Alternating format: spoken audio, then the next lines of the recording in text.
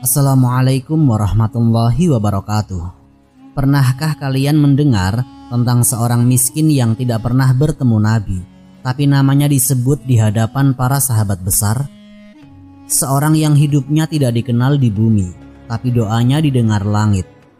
Kisah ini bukan dongeng, bukan riwayat lemah, tapi tercatat dalam hadis sahih. Inilah Uwais Al-Qarni, pemuda Yaman yang tidak punya apapun kecuali hati yang bersih dan bakti luar biasa kepada ibunya. Semoga Allah memberikan kita semua kesehatan, kelapangan rizki, dan hati yang selalu dijaga dari riya dan ujub. Semoga kita semua diberikan kekuatan untuk selalu berbakti kepada orang tua dan menjaga keikhlasan dalam setiap amal. Amin, amin ya rabbal alamin. Jangan lewatkan kisah lengkapnya. Simak video akhir agar kita semua tahu kemuliaan sejati tidak selalu tampak di mata manusia, tapi selalu nyata di sisi Allah. Bismillah, mari kita mulai ceritanya.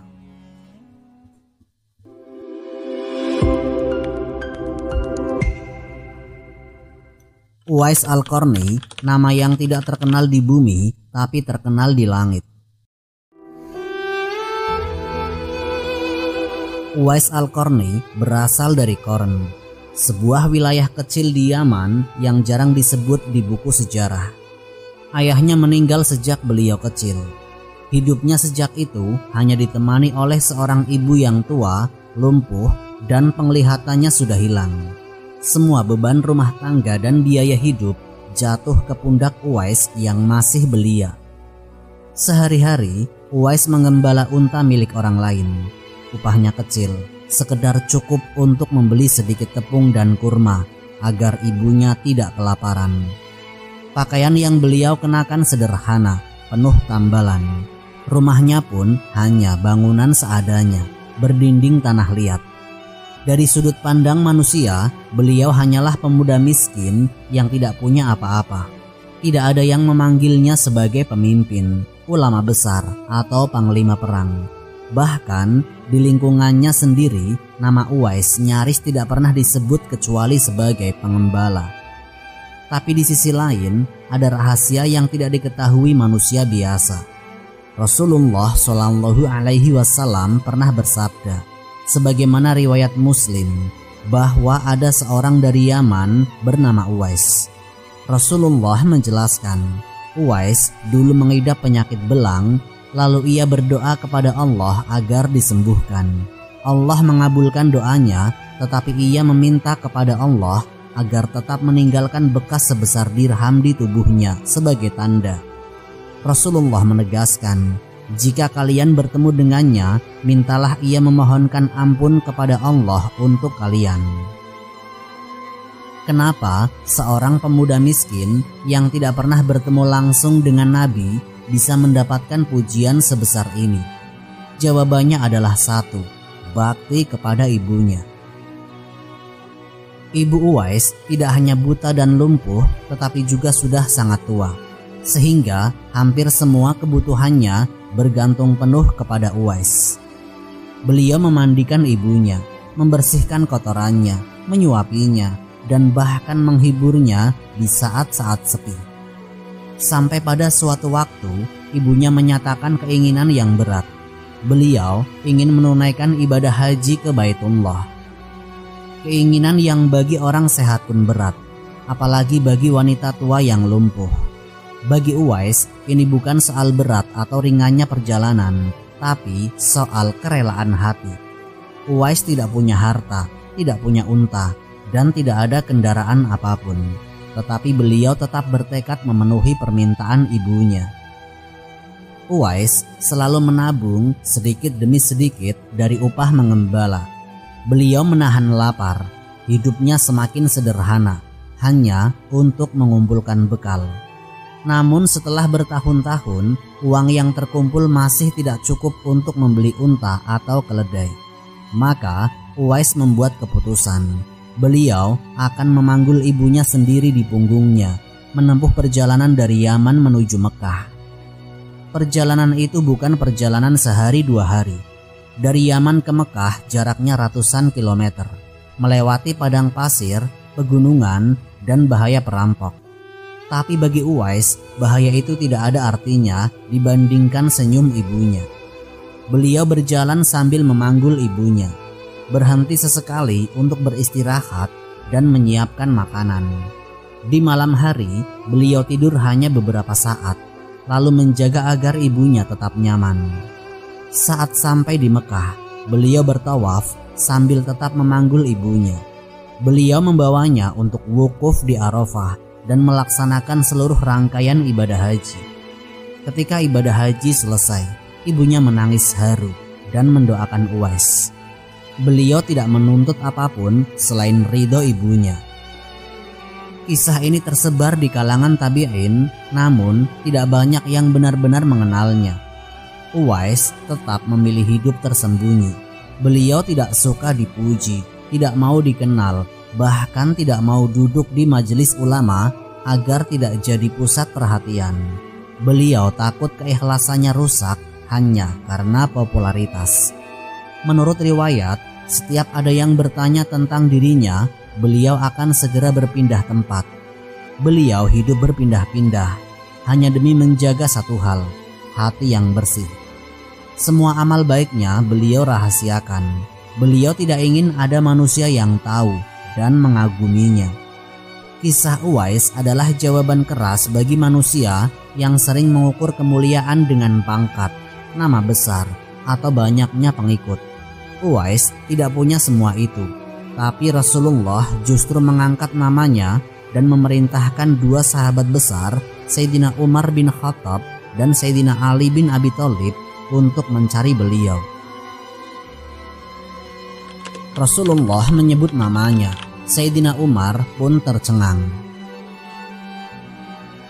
Sejarah mencatat ada hal langka yang hanya terjadi pada satu orang. Rasulullah secara khusus menyebutkan namanya, padahal Uwais tidak pernah hadir di hadapan beliau. Peristiwa ini terekam dalam hadis sahih riwayat Muslim yang kemudian menjadi penanda besarnya kedudukan Uwais di sisi Allah. Rasulullah Shallallahu Alaihi Wasallam bersabda kepada para sahabat, "Akan datang kepada kalian seorang laki-laki dari Yaman yang bernama Uwais. Ia memiliki seorang ibu yang sangat ia berbakti kepadanya. Dahulu ia mengidap penyakit belang, lalu berdoa kepada Allah dan Allah menyembuhkannya. Hanya menyisakan bekas sebesar dirham. Jika kalian menemuinya, mintalah ia memohonkan ampun kepada Allah untuk kalian." Hadis riwayat Muslim. Perhatikan betapa detail Rasulullah menyebut ciri-cirinya. Dari negeri Yaman, punya ibu yang sangat ia muliakan, dulu pernah sakit belang, dan ada bekas sebesar dirham. Ini bukan sekedar informasi, tapi pesan penting.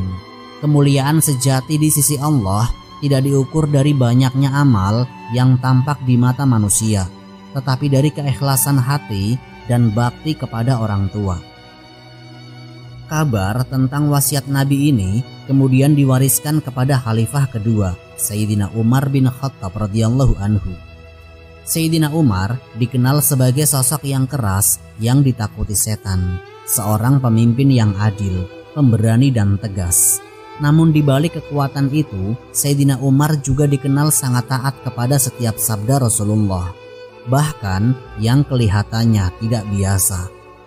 Saat musim haji, Sayyidina Umar tidak duduk nyaman sebagai khalifah. Beliau turun langsung mencari rombongan dari Yaman. Setiap kafilah yang datang, Sayyidina Umar bertanya kepadanya, "Apakah di antara kalian ada seorang yang bernama Uwais?" Bukan satu atau dua kali Sayyidina Umar bertanya, berulang kali, tahun demi tahun, beliau tetap mencarinya. Ini menunjukkan betapa serius Sayyidina Umar melaksanakan wasiat Rasulullah. Meskipun yang dicari hanyalah seorang pengembala miskin yang tidak terkenal. Banyak jemaah Yaman yang tidak tahu siapa Uwais. Sebagian hanya berkata, ada satu pemuda miskin tinggal bersama ibunya, tapi dia tidak penting, dia hanyalah pengembala. Bagi mereka, Uwais bukan siapa-siapa. Tapi bagi Sayyidina Umar, ucapan Rasulullah adalah kebenaran yang harus dibuktikan, meski harus mencarinya di antara ribuan manusia. Di tahun yang kemudian menjadi sejarah, Sayyidina Umar berhasil menemui rombongan yang membawa nama Uwais. Sayyidina Umar bertanya dengan teliti, apa tanda di tubuhnya? Apakah ia benar menderita penyakit belang? Mereka menjawab, iya, dulu dia punya penyakit belang, lalu sembuh, hanya tersisa sebesar dirham. Di titik ini, ketegangan makin terasa. Sayyidina Umar, pemimpin terbesar kaum muslimin saat itu, berjalan sendiri menuju Uwais.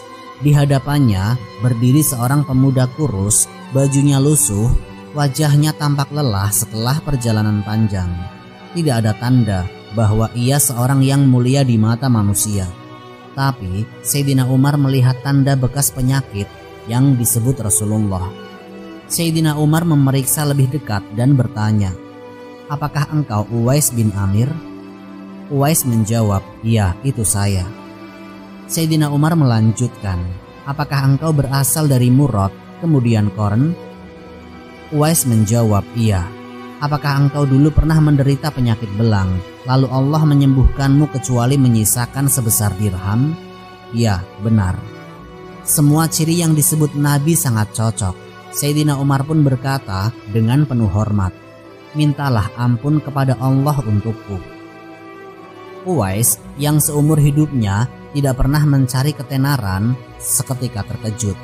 Seorang Amirul Mukminin meminta doanya. Uwais merendah, bahkan hampir menolak. Tapi Sayyidina Umar berkata, karena Rasulullah memerintahkan kami, jika bertemu denganmu, mintalah engkau memohonkan ampun untuk kami. Peristiwa ini menjadi pelajaran besar. Seorang khalifah yang kedudukannya sangat tinggi mau merendahkan diri di hadapan pemuda miskin yang tidak dikenal manusia. Bukan karena Uwais punya ilmu tinggi, bukan karena keturunan bangsawan, tapi karena Nabi telah memberitakan tentang kemuliaannya. Sayyidina Umar tidak berhenti di situ. Beliau bertanya, hendak kemana engkau setelah ini? Uwais menjawab, ke Kufah.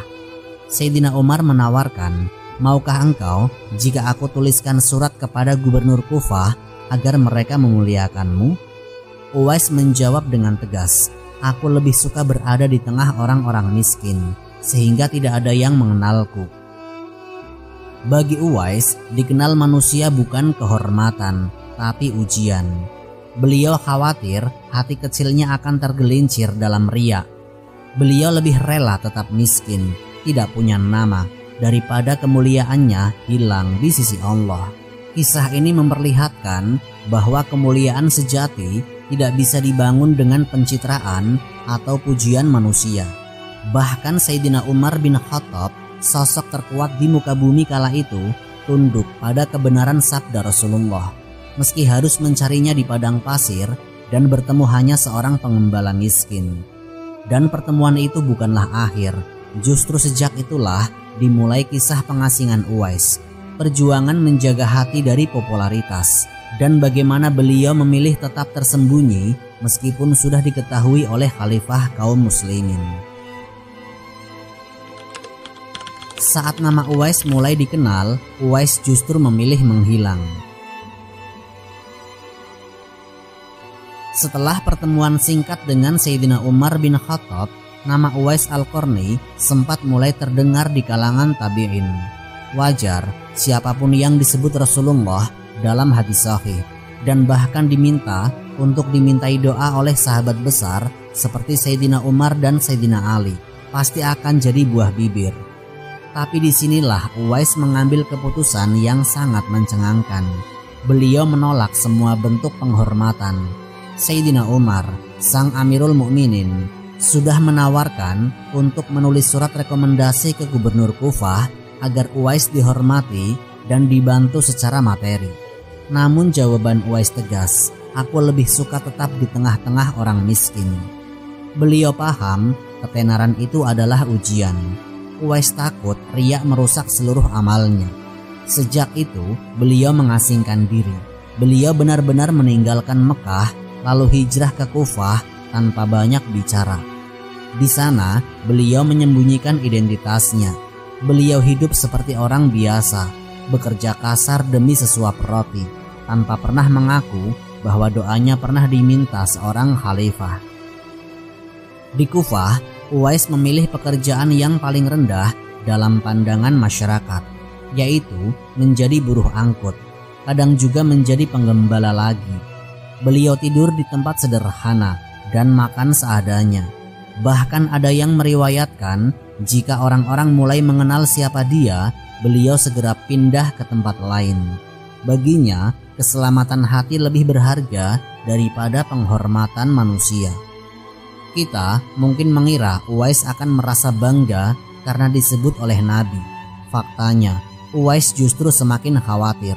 Beliau takut ucapannya Rasulullah menjadi sebab ujian di akhirat jika beliau kemudian jatuh ke dalam kesombongan atau merasa dirinya istimewa. Dalam riwayat disebutkan, suatu waktu orang-orang Kufah tahu bahwa inilah orang yang disebut Rasulullah. Mereka mulai mendatanginya, memintanya duduk di majelis, bahkan menawarkan harta. Uwais menolak, tidak mau memberi ceramah, tidak mau jadi guru besar. Beliau tetap memilih bekerja memanggul barang di pasar, agar tidak ada yang mendekatinya hanya karena ingin memujanya. Ketika ditanya kenapa beliau menolak menjadi ulama besar atau pemimpin di Kufah, jawaban Uwais sederhana. Aku ingin agar yang tahu tentangku hanya Allah. Ini bukan dalih menolak dakwah, tapi langkah menjaga hati. Uwais takut popularitas akan membuatnya mencintai pujian manusia, dan itu menghancurkan ikhlas yang sudah beliau rawat dengan susah payah. Lebih menegangkan lagi, Uwais hidup di Kufah saat kota itu sudah mulai penuh fitnah politik. Banyak orang mulai saling berebut pengaruh. Muncul kelompok-kelompok ekstrim seperti Khawarij. Uwais tetap menjauh. Beliau tidak ikut kelompok, tidak ikut berpolitik, tidak memihak. Baginya, kebaikan sejati bukan soal menang di hadapan manusia, tetapi selamat di hadapan Allah. Ada riwayat yang menyebutkan jika Uwais melihat kerumunan orang membicarakan dirinya, beliau langsung pergi, meninggalkan harta, makanan, dan tempat tidur. Beliau lebih rela lapar daripada mendengar pujian. Orang-orang yang tadinya kagum menjadi bingung. Bagaimana mungkin seorang yang doanya diminta Sayyidina Umar justru tidak mau dihormati? Tapi disitulah rahasia besarnya. Uwais tahu bahwa Allah tidak melihat wajah, harta, atau jabatan, tetapi melihat hati. Dan hati itu, kata para ulama, paling mudah tergelincir ketika mulai dicintai manusia. Kisah ini membuka fakta yang penting. Uwais bukan hanya diuji kemiskinan, tapi juga diuji ketenaran. Dan beliau memilih langkah yang paling sulit, menolak ketenaran padahal sangat terbuka di depan matanya. Uwais tidak hanya melawan rasa lapar, tapi juga melawan godaan pujian manusia yang jauh lebih berat dan berbahaya bagi hati. Dalam kehidupan modern, banyak orang yang mencari viral, popularitas, dan follower. Uwais justru sebaliknya. Saat Allah memberinya ketenaran lewat lisan Nabi, beliau segera menjauh demi menjaga ikhlasnya tetap utuh. Ini bukan sikap lemah, tapi kekuatan iman yang jarang ada. Dan ujian Uwais tidak berhenti di situ. Setelah berhasil menyembunyikan dirinya, beliau akan menghadapi ujian yang lebih besar lagi, yaitu pertempuran melawan kaum Khawarij yang menjadi sebab akhir hidupnya. Ujian terakhir Uwais, perang melawan Khawarij, dan doa yang tidak pernah tersiar. Setelah bertahun-tahun menyembunyikan dirinya, nama Uwais Al-Qarni tetap saja tersebar. Perlahan, orang-orang di Kufah mulai tahu siapa beliau. Bukan karena Uwais sendiri yang mengaku, tapi karena pesan Rasulullah sudah sampai di telinga banyak tabi'in. Seseorang yang didoakan Rasulullah dan doanya mustajab, pasti akan dicari manusia. Tapi di masa itu, Kufah bukan lagi kota yang tenang. Fitnah politik berkecamuk. Muncul kelompok ekstrim Khawarij yang mengkafirkan kaum muslimin hanya karena berbeda pendapat. Uwais tidak memihak siapapun demi kepentingan politik. Namun ketika kaum Khawarij mulai mengancam kaum muslimin, menyerang penduduk sipil, dan membuat kerusakan, Uwais memilih untuk turun membantu. Bagi Uwais, diam saat kebatilan mengancam nyawa kaum muslimin bukan pilihan. Uwais bukan pemimpin, bukan panglima, dan tidak punya tentara. Beliau hanya seorang buruh miskin, tapi beliau mengangkat pedang, berdiri bersama barisan kaum muslimin untuk melawan fitnah Khawarij. Perang melawan Khawarij bukan hanya soal fisik. Lawannya bukan orang kafir, tapi kaum yang keras kepala, mengatasnamakan agama, mengkafirkan siapa saja yang tidak setuju dengan pemahaman mereka. Ini membuat pertempuran batin jauh lebih berat. Uwais harus tetap menjaga hati agar tidak jatuh ke kebencian melampaui batas. Beliau tahu meskipun Khawarij berbuat zalim, tetap ada batas syariat dalam memerangi mereka. Riwayat menceritakan sebelum berangkat, Uwais hanya meminta satu hal. Ya Allah, jangan tampakkan siapa aku di mata manusia. Bahkan di ambang maut, beliau masih takut dikenal. Inilah puncak keikhlasan. Berjuang bukan demi nama, bukan demi gelar syahid yang dieluk-elukan manusia, tetapi semata agar tanggung jawabnya di hadapan Allah tertunaikan. Dalam pertempuran, Uwais tidak memakai tanda pengenal. Beliau tidak mau disebut sebagai pahlawan. Beliau maju bersama kaum muslimin, melawan kelompok Khawarij yang jumlahnya lebih besar, lebih fanatik, dan tidak ragu membunuh siapapun yang dianggap tidak sejalan. Peperangan melawan Khawarij terkenal ganas. Mereka bukan sekedar pemberontak politik, tetapi membawa keyakinan ekstrim, menganggap halal darah kaum muslimin. Dalam suasana genting itulah Uwais memperlihatkan keberanian. Tidak banyak detail tercatat tentang langkah-langkahnya di medan perang, karena memang beliau sendiri menghindari ketenaran. Tapi riwayat para ulama menyebut Uwais gugur di medan jihad melawan kaum pemberontak. Yang menarik, meskipun wafatnya Uwais syahid, tidak ada yang mencatat kuburannya secara pasti. Tidak ada makam megah, tidak ada tugu peringatan. Bahkan sebagian besar kaum muslimin saat itu tidak tahu siapa sebenarnya beliau. Semua terjadi sesuai doanya. Ya Allah, sembunyikan aku di bumi sebagaimana kau menyembunyikan aku di hadapan manusia. Inilah ujian terakhir Uwais. Fitnah senjata, fitnah takfir, fitnah disanjung sebagai pahlawan. Uwais menghadapi semuanya, tetap memegang satu prinsip, yaitu ikhlas. Baginya, satu-satunya yang harus tahu amalnya hanyalah Allah. Yang lebih menggetarkan, para sahabat besar seperti Sayyidina Umar dan Sayyidina Ali sudah lebih dulu tahu tentang dirinya dari lisan Nabi. Tetapi Uwais sendiri tidak pernah memanfaatkan itu untuk meminta perlindungan, jabatan, atau kehormatan. Sampai mati, beliau tetap menjadi buruh miskin. Disinilah terbongkar satu pelajaran penting. Kadang, seseorang tidak diuji hanya dengan kemiskinan, tapi juga dengan kekuatan, keberanian, dan kesempatan menjadi pahlawan besar.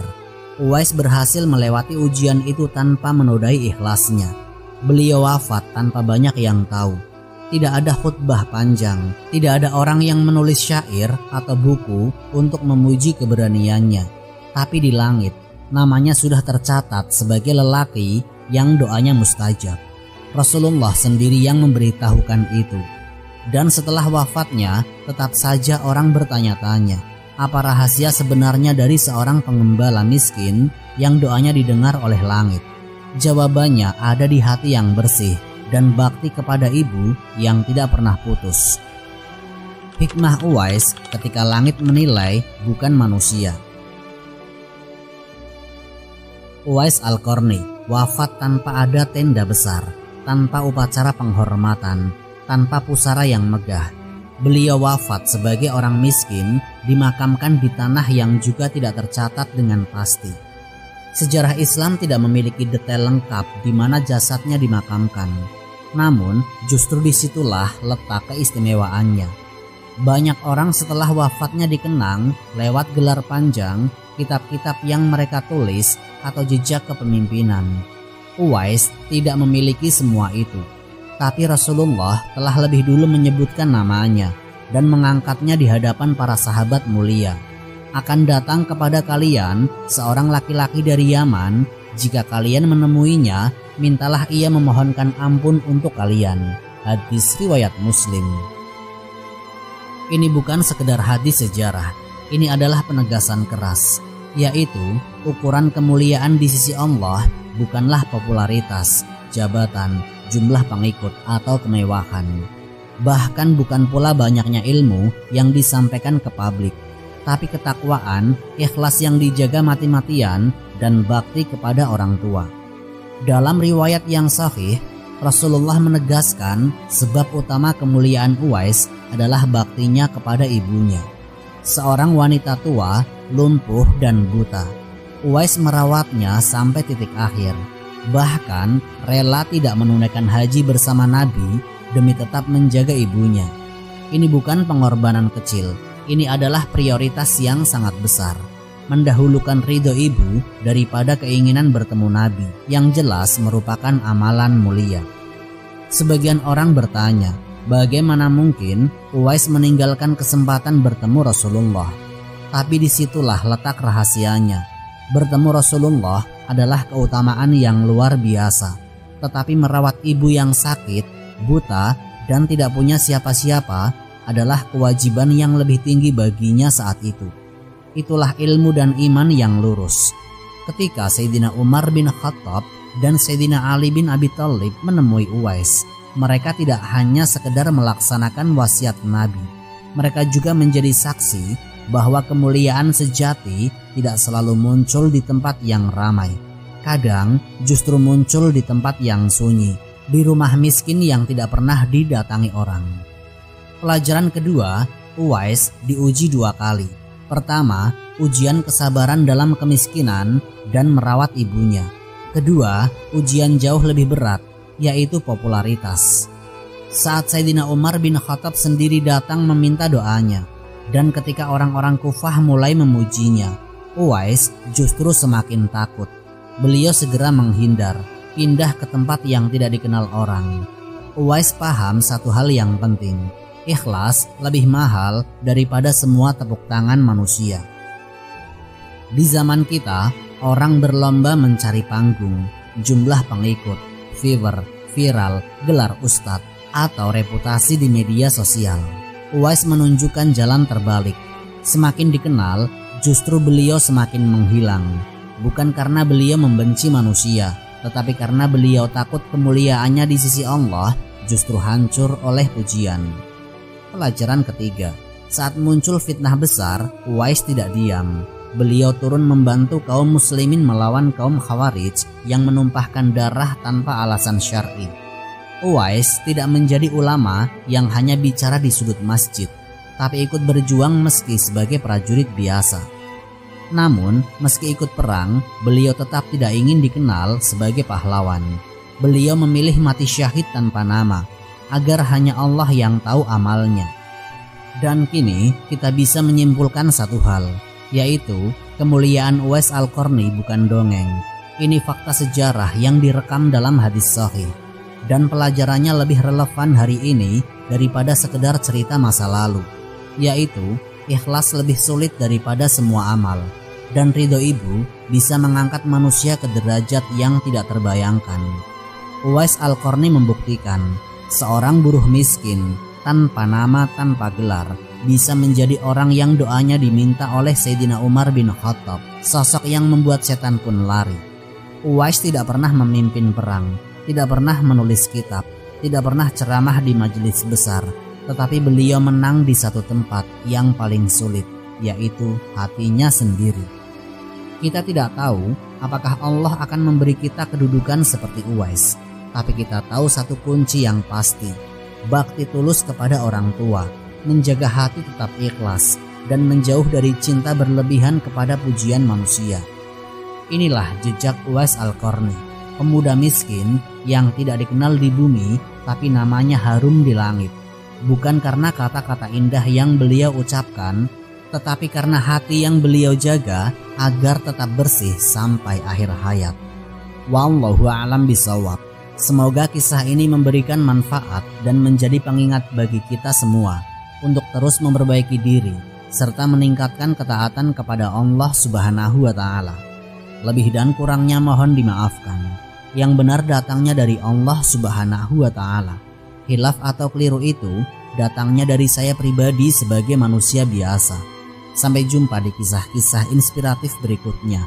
Akhirul kalam. Wassalamualaikum warahmatullahi wabarakatuh.